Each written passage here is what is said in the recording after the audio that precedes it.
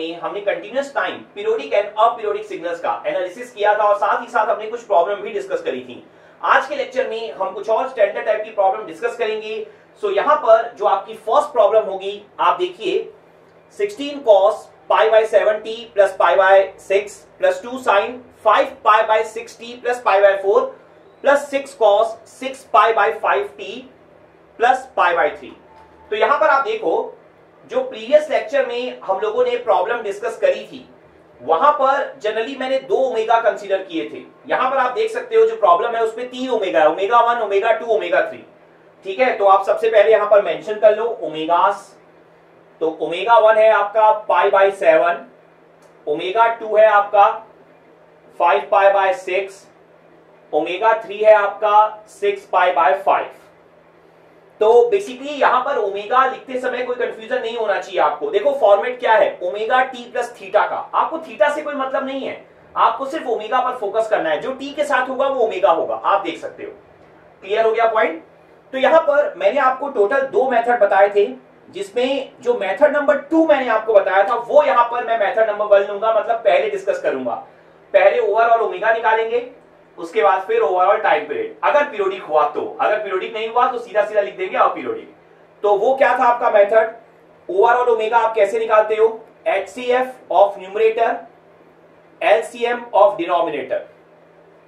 तो न्यूमरेटर हमारा क्या है, आप देखो पाई 5 पाई 6 पाई, ओमेगा का ही लोगे ना न्यूमरेटर, क्योंकि ओमेगा निकाल रहे हो। तो क्या क्या लिखोगे, पाई 5 पाई 6 पाई, डिनोमिनेटर 765 ओमेगा के। तो यहां पर HCF means highest common factor. तो यहां पर आप देखो पाई 5 पाई और 6 पाई में हाईएस्ट कॉमन फैक्टर क्या है आपका, पाई है। तीनों में पाई है, आप देख सकते हो हाईएस्ट। तो मैंने आपको यह भी बताया था प्रीवियस लेक्चर में कि जब आप HCF ले रहे होते हो तभी ये चेक भी हो जाएगा कि पीरियोडिक है कि अपीरियोडिक। सिंपल सा ट्रिक मैंने आपको क्या बताया था कि HCF लेने के बाद जो बचा हुआ भाग है वो आंसर नहीं है, ठीक है, लेकिन उसको एक बार चेक करो। अगर बचा हुआ भाग इंटीजर आता है तो फिर ओवरऑल सिग्नल पीरियोडिक है, अदरवाइज अपीरियोडिक है। तो देखो जब आपने पाई लिया HCF तो बचा हुआ भाग क्या क्या है, 1 5 6, पाई कॉमन लेने के बाद तीनों के तीनों इंटीजर है, मतलब ओवरऑल सिग्नल पीरियोडिक है। ये मैंने आपको सिंपल सी ट्रिक समझाई थी, आपको याद होगा। तो यहां से ये तो तय हो गया पीरियोडिक है, तो पीरियड निकालना होगा। तो एलसीएम 765 का क्या होगा, देखो एलसीएम निकालना हम नहीं सीखेंगे यहां पर, इतना बेसिक्स हमें पहले से आना चाहिए या हमें खुद से प्रैक्टिस करना पड़ेगा इस बेसिक की। तो 765 का जो एलसीएम होगा, मतलब कौन सा ऐसा नंबर होगा, ठीक है ना, जो कि 7 से भी डिवाइड होगा, 6 से भी और 5 से, कौन सा सबसे छोटा नंबर ऐसा होगा। तो अगर आप कैलकुलेट करोगे तो यह आंसर आपका आएगा 210। 7 से भी डिवाइड होगा, 6 से भी डिवाइड होगा और 5 से भी डिवाइड होगा। यहां पर एलसीएम निकाल लेने के बाद कैपिटल टी हमारा क्या होता है, 2 पाई अपॉन ओमेगा होता है। तो यहां से 2 पाई अपॉन पाई अपॉन 210, तो 210 ऊपर चला जाएगा तो पाई पाई कैंसल, आंसर कितना आ जाएगा 420 सेकेंड्स। ये आपका यहां पर फुल एंड फाइनल आंसर आ जाएगा 420। क्लियर हो गया पॉइंट अच्छे से। तो ये आपकी यहां पर फर्स्ट प्रॉब्लम थी। इसे एक और मेथड से भी आप सॉल्व कर सकते हो। आप जानते हो जो मेथड नंबर 2 था आपका, उसमें भी अल्टीमेटली आपको ओमेगा की वैल्यूज तो चाहिए, लेकिन उसमें मैंने आपको क्या बताया था, रैशनल नंबर वाला रूल आपको समझाया था। ठीक है, तो सबसे पहले आप क्या करोगे, यहां पर T1, T2 और T3 अचीव करोगे। तो T1 क्या होगा, 2 पाई अपॉन ओमेगा 1, ठीक है। तो 2 पाई अपॉन 7, तो कितना हो जाएगा 14।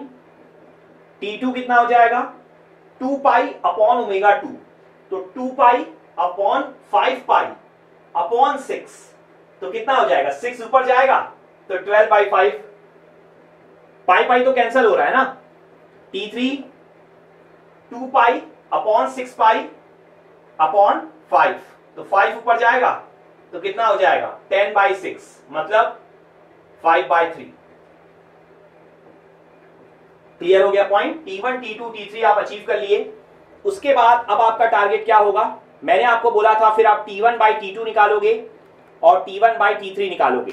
मैंने आपको ये भी समझाया था कि ओमेगा 1, ओमेगा 2, ओमेगा 3 किसी को भी ले सकते हो, T1, T2, T3 भी किसी को भी ले सकते हो, लेकिन जिसको लोगे स्टार्ट से लेकर एंड तक उसी को ही फॉलो करना। ये नहीं कि T1 अभी इसको लिख लिए फिर बाद में किसी और को लिख लिया, ऐसे में आंसर गलत हो जाएगा। ठीक है, तो यहां से आप देखो अब T1 अपॉन T2 ये कितना आ जाएगा 14 अपॉन 12 अपॉन 5, तो 5 ऊपर जाएगा तो ये बनेगा 70 अपॉन 12। पॉइंट क्लियर यहां तक। फिर T1 अपॉन T3 ये कितना हो जाएगा 14 अपॉन 5 अपॉन 3, तो 42/5।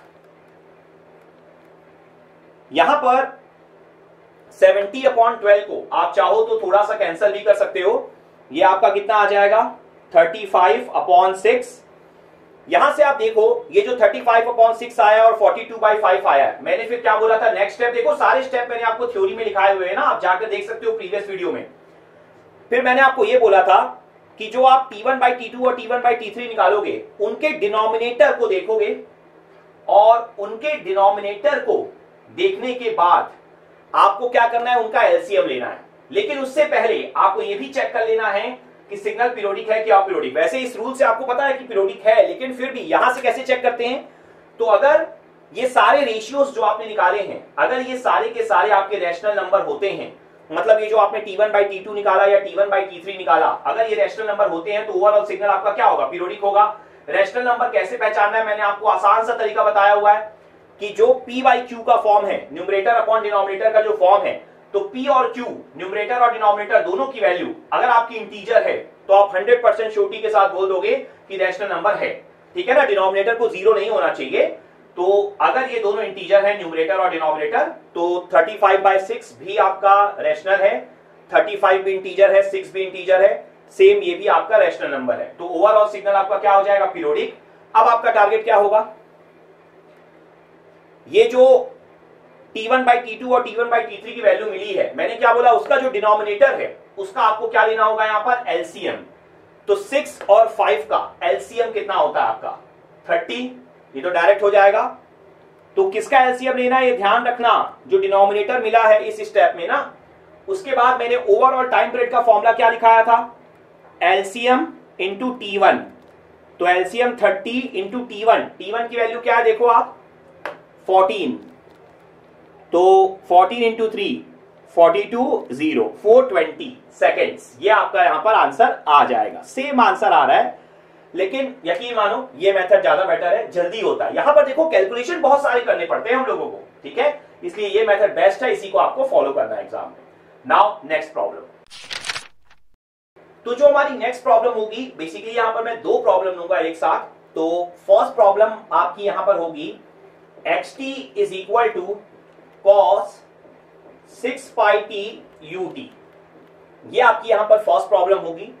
तो एक्चुअल में इस प्रॉब्लम को अगर आप ध्यान से देखोगे तो cos 6πt ut इसका आपको पीरियड बताना है, अगर पीरियोडिक है तो, अदरवाइज अपीरियोडिक होगा तो अपीरियोडिक बोल देना है। यहां पर अगर आप देखोगे तो ये जो प्रॉब्लम है cos 6πt ut, मैंने आपको स्टार्ट में बोला था कि इंडिविजुअल साइन, कोसाइन और यूलर सिग्नल, मतलब e की पावर j ओमेगा t वाला फॉर्मेट ऑलवेज पीरियोडिक होते हैं। तो फिर ये प्रॉब्लम मैंने ली क्यों, इतनी अच्छी प्रॉब्लम लास्ट पे करने के बाद फिर इतनी इजी प्रॉब्लम हम क्यों करेंगे, इंडिविजुअल कॉस तो पीरियोडिक होता है ना, तो ओमेगा क्या हो जाएगा 6π, तो टाइम पीरियड क्या हो जाएगा 2π/6π, आंसर। फिर ये प्रॉब्लम मैंने क्यों ली, इसका एक बहुत बड़ा रीजन है, आप देखो यहां पर साथ में ut मल्टीप्लाइड है। कंटिन्यूअस टाइम सिग्नल पीरियोडिसिटी में मैंने आपको डेफिनेशन क्या दी थी, मैंने बोला था कि कोई भी कंटिन्यूअस टाइम सिग्नल पीरियोडिक कब होता है, जब कैपिटल T मींस एक स्पेसिफिक टाइम के बाद वो अपने आप को लगातार रिपीट करते जाए। ठीक है, अगर आप देखोगे ना यहां पर ut से मल्टीप्लाइड है, मतलब इसका लेफ्ट हैंड साइड कंप्लीटली क्या होगा 0 होगा, राइट हैंड साइड में ये कॉस सिग्नल बन जाएगा आपका। तो इसका मतलब क्या होगा कि ये लेफ्ट हैंड साइड में रिपीट नहीं करेगा अपने आप को। पीरियोडिक सिग्नल का मतलब यही होता है लेफ्ट राइट कंप्लीट रिपीटेशन होना चाहिए, लगातार रिपीटेशन होना चाहिए। अगर रिपीटेशन नहीं हो रहा है तो पीरियोडिक सिग्नल नहीं है, दोनों साइड होना चाहिए। देखो जनरली हम क्या करते हैं, अदर सब्जेक्ट्स में जब स्टडी कर रहे होते हैं ना, तो एक साइड बना देते हैं और पीरियोडिक मान भी लेते हैं, क्योंकि वहां जरूरत नहीं होती हमें कंसीडर करने की। लेकिन यहां तो हम स्पेशली वही टॉपिक स्टडी कर रहे हैं ना, तो आपको क्लियर होना चाहिए दोनों साइड अगर नहीं है, दोनों साइड रिपीटेशन नहीं हो रहा है तो वो पीरियोडिक नहीं है। दैट मींस एक बहुत इंपॉर्टेंट स्टेटमेंट होगी आपकी, single sided signals are never periodic. ये पॉइंट आपको ऑलवेज माइंड में रखना होगा, काफी इंपॉर्टेंट है ये आपके लिए स्टेटमेंट। सिंगल साइडेड मतलब अगर कोई आपका यूटी से मल्टीप्लाइड हो या कोई आपका यू ऑफ माइनस टी से मल्टीप्लाइड हो तो वो कभी पीरियोडिक नहीं होगा। ये पॉइंट आप ध्यान में रखना। यहां पर अब अगर मैं नेक्स्ट प्रॉब्लम की बात करूं तो लेट सपोज आपको नेक्स्ट प्रॉब्लम गिवन है cos 2 pi T U T. आप बोलोगे फिर से सेम प्रॉब्लम है, लेकिन यहां पर एक काम कर देते हैं, देखो ध्यान से। यहां पर मैं ले लेता हूं E1 of cos 2 pi T U T. ये है आपका यहां पर xt। अब इसके बारे में हमें डिस्कस करना है कि ये पीरियोडिक है कि अपीरियोडिक है। ठीक है, दो ही ऑप्शन होंगे आपके पास। तो यहां पर आप ध्यान से देखो, फिर से अगर आप देखोगे तो cos के साथ ut है, तो आप बोलोगे सिंगल साइडेड है, तो फिर सेम क्वेश्चन क्यों रिपीट कर रहे हैं? मैं नहीं करता हूं सेम क्वेश्चन, आपको पता है रिपीट। तो यहां पर आप ध्यान से देखो, E1 सामने लिखा हुआ है। अगर यहां पर E1 सामने लिखा हुआ है, इसका क्या मीनिंग होगा? आप ध्यान से समझना। E1 cos 2 pi T ut, यहां पर E1 का मतलब क्या है कि आपको ना E1 ऑफ पहले cos 2 pi T ut achieve करना है, उसके बाद फिर पीरियोडिक या नॉन पीरियोडिक डिस्कस करना है। पहले आप xt की वैल्यू तो अचीव करो जिसके बारे में डिस्कशन करना है। तो xt क्या है? E1 of this. तो E1 पार्ट आपको निकालना है। तो E1 का फॉर्मूला क्या था? हमने फॉर्मूला लिखा हुआ है ना, xt plus x of minus T by 2, अगर xt का E1 पार्ट निकालना है। लेकिन यहां पर आपको ये देखना है, दोनों xt में कंफ्यूज मत हो जाना। ठीक है, यहां पर जो E1 पार्ट निकालोगे उसका नाम xt दिया गया है। तो बेसिकली E1 पार्ट का मतलब ये होता है जिसका भी E1 निकालना है उसको एज इट इज लिखो, फिर प्लस लिखो, माइनस टी करके लिखो उसको और डिवाइड बाय 2 कर दो। दैट मींस लेट सपोज इसको अगर मैं zt मान लूं तो इसका E1 क्या हो जाएगा? इसका E1 हो जाएगा आपका zt plus z of minus T by 2। ये आपका फॉर्मूला होता है, आप जाकर देख सकते हो। ध्यान रखना ये रियल है ना, ये कॉम्प्लेक्स E1 और की बात नहीं कर रहे हैं हम लोग, ये रियल ही है आपका, सिंपल सा फॉर्मूला है। तो आप देखो क्या हो जाएगी xt की वैल्यू। पहले तो एज इट इज उतार दोगे cos 2 पाई टी ut, फिर t की जगह माइनस टी।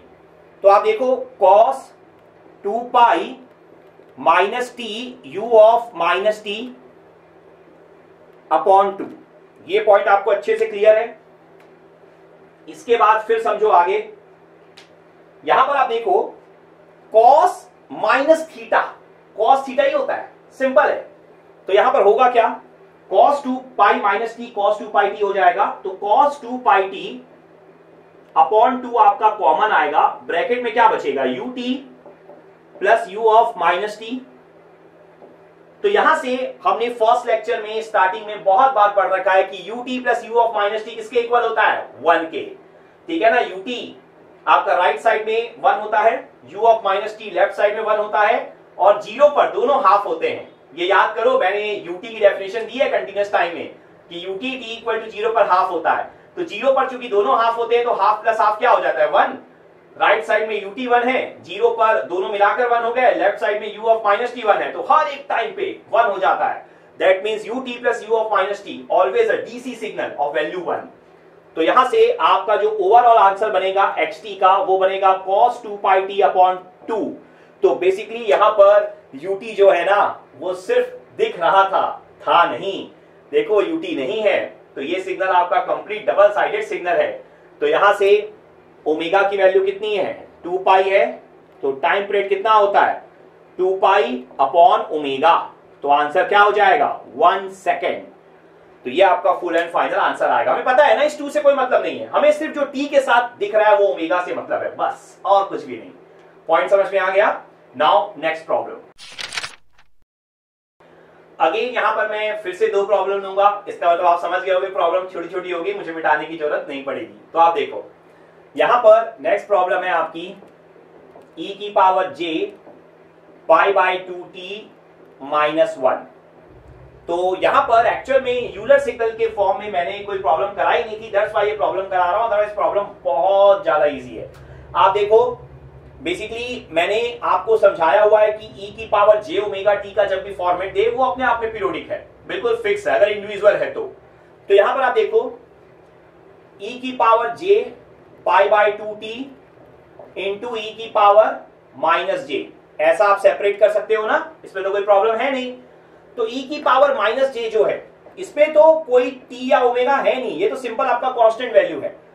e की power j pi by 2t, तो यहां पर देखो ये फॉर्मेट आ गया है e की पावर j ओमेगा t का, ठीक है। तो यहां से सिंपल आपको ओमेगा देख लेना है पाई बाय 2, तो कैपिटल T कितना हो जाएगा 2 pi upon pi by 2, pi pi cancel, तो आंसर आ जाएगा 4 सेकेंड। पॉइंट समझ में आया? तो बहुत इजी प्रॉब्लम है ये भी। देखो आज की प्रॉब्लम भी कोई टफ नहीं है, सब इजी है, लेकिन कुछ अलग टाइप की है जो हमने पहले कर रखी है उनसे, ठीक है। तो हमेशा ध्यान रखना कि यूलर सिग्नल अगर इंडिविजुअली गिवन है तो वो ऑलवेज पीरियोडिक होगा, साइन कॉस और e की पावर j ओमेगा t वाला फॉर्मेट। e की power minus j constant value, इससे कोई मतलब नहीं, उसे साइड रखो यहां पर, ठीक है। नाउ नेक्स्ट प्रॉब्लम आप देखो, xt is equal to sine square t।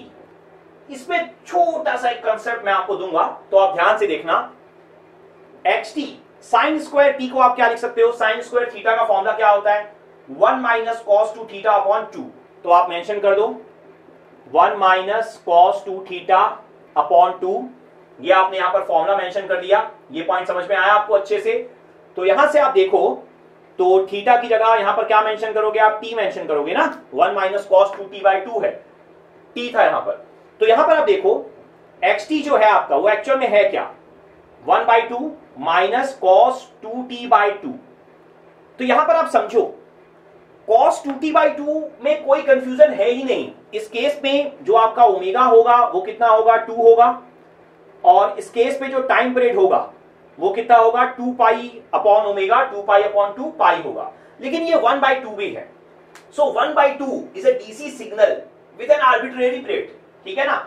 आपको यहां पर कंफ्यूज नहीं होना है, 1 बाई 2 है रहने दो, तब भी ओवरऑल सिग्नल आपका पीरियोडिक ही है, और ओवरऑल पीरियड कितना होगा आपका जो कॉस या साइंस के थ्रू आप अचीव करोगे, मतलब पाई।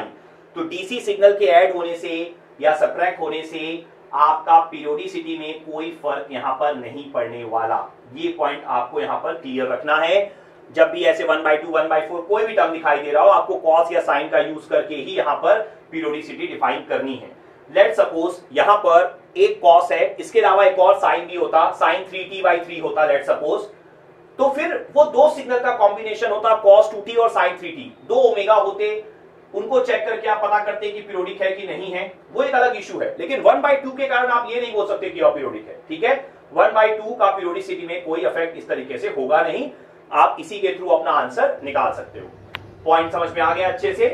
तो आज के लेक्चर में इतनी ही प्रॉब्लम हम डिस्कस करने वाले हैं। नेक्स्ट लेक्चर में हम discrete time periodic signal study करेंगे। तो आज के लेक्चर में इतना ही, थैंक यू।